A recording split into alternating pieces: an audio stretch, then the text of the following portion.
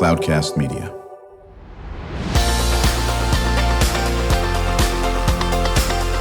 Drew Schlosberg Spotlight on the Community Show, amplifying the voices of social impact organizations, entrepreneurs, local nonprofits, and other community champions who shape the culture, creativity, and connectivity of San Diego.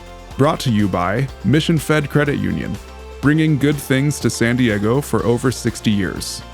Learn more about what is good for you and good for all by visiting www.missionfed.com. I'm Drew Schlosberg, and we are absolutely thrilled to have on folks who are going to chat about the Kyoto Prize Symposium, and that person is Jay Scovie, a DGM Corporate Communications and Education from the Kyocera International Incorporated. Jay, listen, anybody who has been around San Diego, this is the 23rd Kyoto Prize Symposium. We'll be coming up March 15th to the 17th. We're going to talk more about it. But I remember when you folks first came in. Have you been involved since the beginning? Yes, I have. It's been a real honor. Talk about how did it initiate? Where did this come from? If you go back to the beginning, yes. It started in Kyoto, Japan in the early 1980s. That's right. Dr. Inamori is the founder of the Kyoto Prize. That's right. He started a business that became very successful. He had the sense that it was a success not only because of his own efforts, but because of the contributions of many other people, engineers, researchers, and he wanted to start a prize that would recognize them. As a matter of fact, his initial idea was to go to the Nobel Foundation, ask them to expand their prizes so they could include a field for engineering, for example. Right. And after a couple of years of discussion, they decided it might be better for him to start his own prize. And he did? And he did in 1984. It's called the Kyoto Prize, and it's named after the cultural capital of Japan, Kyoto, Japan, which is where Inamori-san, the founder, built his business.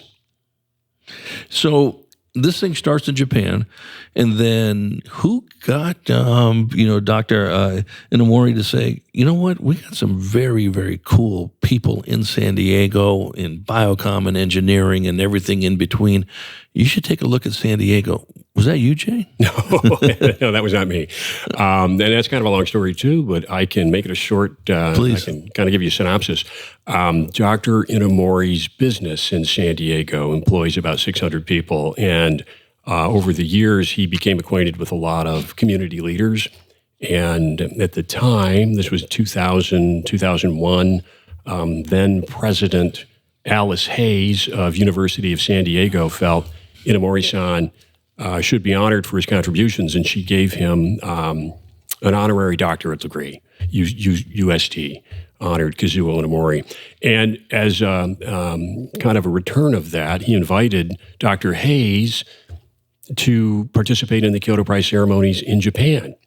And she was very impressed by what she saw, and it was such an enlightening experience. She felt that there had to be some way to get the Kyoto Prize laureates exposure in San Diego. And over a year or two, her proposal sprouted into the Kyoto Prize Symposium.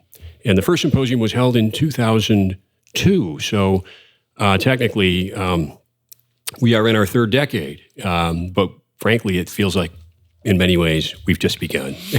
Well, I remember when it did, and I knew Dr. Hayes. We did a lot of work with USD, one of the venerable presidents of that great university as well, and certainly, and this thing has just grown in this area. Talk a little bit about who gets nominated, who wins the awards. We'll talk about the 37th Annual Kyoto Prize Laureates. There's 3 of them.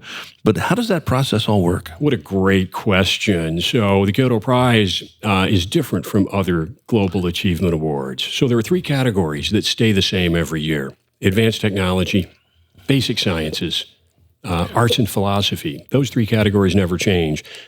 Within each category, there are 4 subfields that rotate every year. Essentially, there are 12 fields of the Kyoto Prize. And it's a very complex process to obtain nominations on who might receive the Kyoto Prize. So it's almost a 3-year process from the foundation's call for invitations. The nominating committee issues about 3,000 invitations to academics and industry leaders and top researchers all over the world, and that starts the process. And those invitations come back, and the nominees at that point are very carefully screened. And the process, after about a 6-month screening, goes into nomination process where the nominees are narrowed down. That's about another 6-month process. And then the next step is the executive committee that deliberates on the top nominees and makes a decision. Are they out of Japan, the executive committee? The executive committee and the nominations committee are in Kyoto, Japan. Gotcha. The nominators are all over. And they're not connected to the Inamori Foundation. Right, exactly.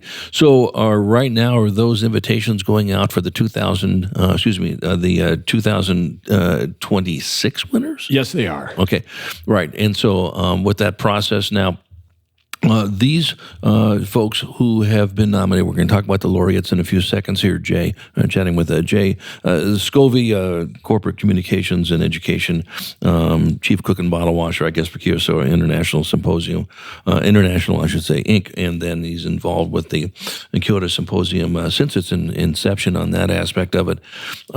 When they are chosen, they've been chosen when? Last week, 2 weeks ago. It's a secret. I know it's not a secret because I'm staring at their names right now. When are they chosen? Great question. So the announcement every year is made the 3rd week of June. And all of the work prior to that announcement date is confidential. Nobody talks about it. The identities are not known to anyone but those committees. Right. And on the 3rd Friday in June, the Inamori Foundation has its summer board meeting and announces who will receive the Kyoto Prizes for that year. Right, exactly. Okay, so these folks here that are going to be recognized March 15th to 17th, where's the recognition going to be? Another great question. So this is kind of an unusual year. So we're coming off the pandemic. Things are a little bit different. Right. Ordinarily, the Kyoto Prize ceremony is conducted on November 10th at the Kyoto International Conference Hall. But in 2022, for the second year, because of COVID, they did not hold the ceremony there. Right. The Kyoto Prize Symposium takes place in March or April every year, and that's what's coming to town on March 15th through 17th. The Kyoto Prize Symposium, it's mainly going to be at University of California, San Diego. Okay. But also with events at our other co-host university, Point Loma Nazarene University. And will it be on campus? We just had, as you know, our friends from UC San Diego Park and Market on, chatting about the great things they are doing. Where are they going to be at those different venues? They will be on campus. Okay. So 2 of the events are going to be on March 15th. That will be the advanced technology presentation and the basic sciences presentation. And they're going to occur at Hojel Auditorium on the UC San Diego campus. And the third event is going to take place on Friday, March 17th, and that will be a presentation and a demonstration, a kind of a musical performance by a really incredible artist. We'll talk about him in a minute, but that's also going to be on the UC San Diego campus. And by the way, if anybody wants the details, times, please, dates, how to register, the 2 most important things. These events are free. They're open to the public as seating is available. And all you need to do to register is visit the website, kyoto-prize-us.org. Kyoto is Kyoto, prize, it's all one word, -us.org. And right at the top of the page, you'll see a link for event registrations. Very good. Is there a fee for those? There's no fee. Right. So if you want to see some of the brilliant minds in these fields that Jay was just talking about, I suggest you get on this. Will that sell out? I expect that it will. In addition to those free events, there's also a fundraising gala. So even though the public events are free and people can see these laureates at no charge, we do give away scholarships, and it's quite costly. So to support that scholarship program, we're holding a fundraising gala. It's on the afternoon of Tuesday, March 14th. It's going to be at the Hilton Bayfront Hotel, and tickets are being sold to that. That's probably going to sell out as well, but I think there are still some seats available. So people interested in attending that also can go online, kyotoprize-us.org. Right. We're chatting with Jay Scovie. He's a director at the Kyoto Symposium organization, talking about the 2023 Kyoto Prize Symposium, March 15th to the 17th. The websites that Jay had just mentioned go on that list as well. Let's just maybe mention, and we'll come back from break and talk a little bit more detail, who are the 37th annual Kyoto Prize laureates that we're going to get a chance to meet if we go to this events. Who are they? Well, I'm very, very happy to give you a little overview. Some of these are highly technical, so I've tried to put it in consumer language, but they follow a sequence of technology, science, and arts. And in the field of technology, for anyone who follows the semiconductor industry, this year's recipient is a real giant, but he's not a household name. Dr. Carver Mead. Does it ring a bell? In my age, Jay, everything rings a bell. Okay, I'll just leave it at that. Well, even though probably most people in the listening audience have never heard of the name Dr. Carver Mead, nonetheless, you would not have maybe any of the advanced electronic products that make your life convenient and safer and more productive had it not been for his research contributions. So Dr. Carver Mead is a professor emeritus at Caltech. He was born in 1934. He's 88 years old. To this day, he's available to give lectures, and he serves actually as a professor emeritus. But his primary contribution was in the field of semiconductors. And according to the citation that led to him receiving the Kyoto Prize, Dr. Carver Mead was a leading contributor to the establishment of the guiding principles for VLSI systems design. I can see your eyes glossing over. Well, what's interesting, and when we come back from break, I want to talk about the other two winners as well on this. But, for those folks who love this stuff, and whether they are amateur semiconductor experts or just want to learn about, my goodness, it's amazing how some of these brilliant minds work. It's phenomenal. You need to go to this. So, Jay, let's hold off on the other two before after we come back from break. Talk about them. I want to talk a little bit about Dr. Inamori, and then something else I know it's really important to you personally, and of course to this whole deal is the U.S.-Japan friendship and cultures relationship. That's absolutely right. And you know what? I apologize for being a little technical in introducing Dr. Mead. No worries. Let me put it in more consumer-friendly language. Without Dr. Mead's research contributions, you would not have a smartphone, a laptop, or let alone things like GPS guiding your car, or a smart car for that matter, or medical therapies that use diagnostic imaging or gene sequencing. Yeah, well, that's great. We're going to find out about the other two when we come back with Jay Scovie. He is a director of the Kyoto Symposium organization, talking about the 2023 Kyoto Prize Symposium, March 15th to the 17th. You get to meet these folks. We'll hear about the other two winners when we come back to Drew Schlosberg Spotlight on the Community Show on Cloudcast Media, brought to you by Mission Fed Credit Union, doing great things for San Diegans for 60 years. We will be right back. When you do your banking with Mission Fed, you get great rates on auto and home loans. That's good for you, but something good also happens for a lot of other people.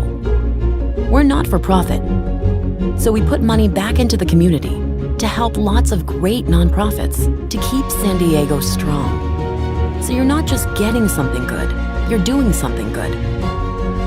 Come to Mission Fed. It's banking that's good for all. Brand amplification is the DNA of Cloudcast Media, and our code is the powerful blending of sound, voice, and storytelling to lift local brands and their communities. Whether it is our Brandcast, Schoolcast, or Causecast platforms, the unifying ethos is all about this community, the one you call home. If you dare to dream and want to explore the brand amplification of Cloudcast, a national leader in local podcasting and other Winfluence strategies, please visit us at cloudcast.us.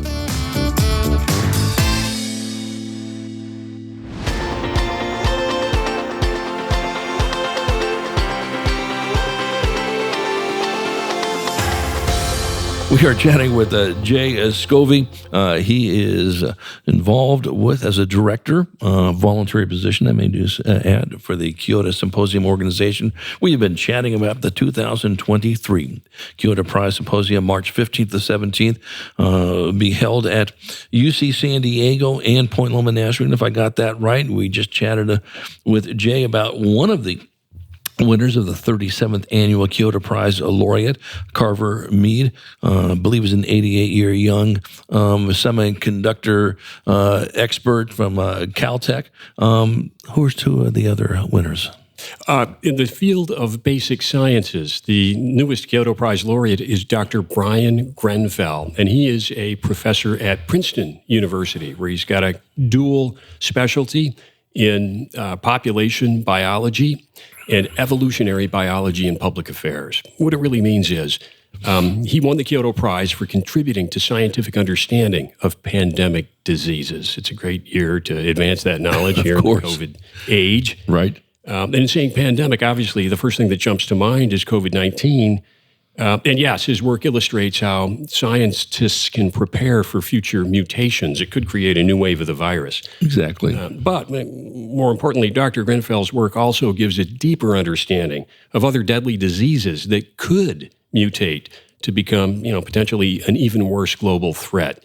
And even though they're not making headlines right now, and in many cases, some of these things we think we have under control, but we're talking about measles, polio, smallpox, Ebola, influenza, HIV, and the list of viral diseases goes on and on. But his work is going to be instrumental in helping us contain these scourges in the future. That's great. And our third winner is, I think, I know I'm going to miss it, Zakir Hussain. Did I get that right? You got it exactly right. And before I introduce him in detail, I should say that Dr. Inomori's motivation in starting the Kyoto Prize was to balance the human science and technology with spiritual or a humanitarian dimension. And that is why the Kyoto Prize honors science and technology, but also arts and philosophy. And that's the category this year that gives us Dr. Zakir Hussain. And he is he's widely regarded as the greatest living master. I'm going to say that again. Zakir Hussain is widely regarded as the greatest living master of the tabla, and the tabla is an ancient percussion instrument. Interesting. From India. Traditions dating back thousands of years in the classical music of India. Now, all of these folks will be there at this event. Is that correct? Absolutely correct. Right. And will they be at UCSD for the symposiums that are there and at Point Loma, or they'll be at different places? For the public events that people can attend for free, correct, it's UC San Diego. Gotcha. That's terrific. You talked a little about Dr. Inomori's, focus on this. I love the fact of blending, the science, which intimidates the heck out of so many people, but with the arts and philosophy and everything that goes in between there. What a brilliant idea. Well, it's got a unique approach, and it was a lifelong, I would say, philosophy that Dr. Inomori developed. He had a very difficult childhood, I would say, that had some formative experiences that he didn't talk much about until his later years, but in the 1940s, Inomori-san experienced air raids on Kagoshima. He wrote about them in a book that was published in English just last year. It's available on Amazon. It's called Dream Small, Win Big. But it opens with his experience of surviving devastating air raid. And if that weren't enough, there was some complicating factor in that to survive, you had to be in a bomb shelter. And the bomb shelter was a confined space. It was very crowded. And at 13, Inamori-san was suffering from tuberculosis. So and not only he, but other members of his family. And there was concern, if it happens and we have to go into the shelter, who should stay out?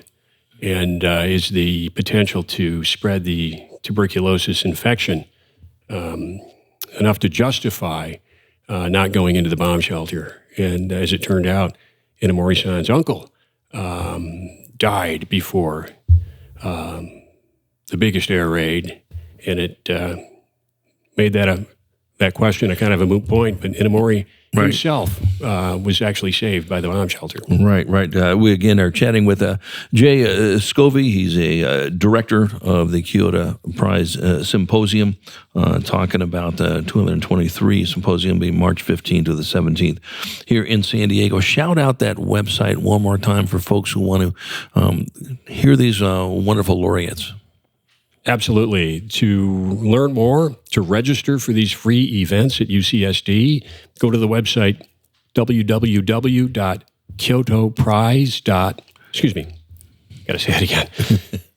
To register for these free public events at UCSD at the Kyoto Prize Symposium, go online at www.kyotoprize-us.org. Now, that sounds great. We got about a minute to go here, and I just want to jump on this one. You call yourself a Japanophile. A Japanophile, yes, I am. Why? Over many years, I've had the opportunity to visit Japan about 20 times. Wow. And it's left a huge impact on me. The culture, the people, just an incredible society they've built. It's a very peace-loving nation, and they have a concept of wa, is how it might translate into English as harmony. Right. And it's something I think everyone should experience. Well, obviously, you love it. You wouldn't have been involved with this for its inception, and really appreciate you bringing this critical information to us. Again, I was honored to be, I think, involved almost since the get-go when this thing was done 23 years ago. So glad to see, 2023, it's the 37th annual, but you mentioned 22 years ago here in San Diego, and it's something that we're used to seeing, and it's just an honor, Jay, to have you chat about this. And, we hope our listeners are going to take advantage of this. These things are free aspects and events to listen to these folks that have done, will do game-changing things for all of us. And I know you're real proud of that as well. Any final comments? Well, I just want to say it's been an honor to be on your show. It's a great privilege to be involved as a supporter of the Kyoto Prize Symposium, and I hope to see a lot of your audience there at the events. That's absolutely. Jay Scovie, pleasure chatting with you. I'm Drew Schlosberg of Cloudcast Media. As you've been listening to another edition of Drew Schlosberg Spotlight on the Community Show brought to you by Mission Fed Credit Union. What do you think of these studios here? Good? Nice? Beautiful. State-of-the-art. Beautiful Mission-Fed studios here in Scripps Ranch. We hope you've been enjoying the show, and wish everybody to take a quick look at that Kyoto Prize Symposium, March 15th to the 17th here in San Diego. You've been listening to an episode of Drew Schlosberg's Spotlight on the Community Show, amplifying the voices of social impact organizations, entrepreneurs, local nonprofits, and other community champions who shape the culture, creativity, and connectivity of San Diego community.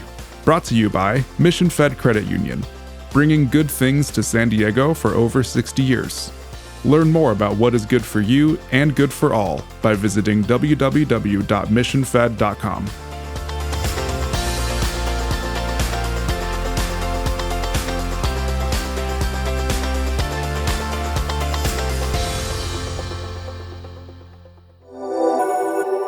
Cloudcast Media.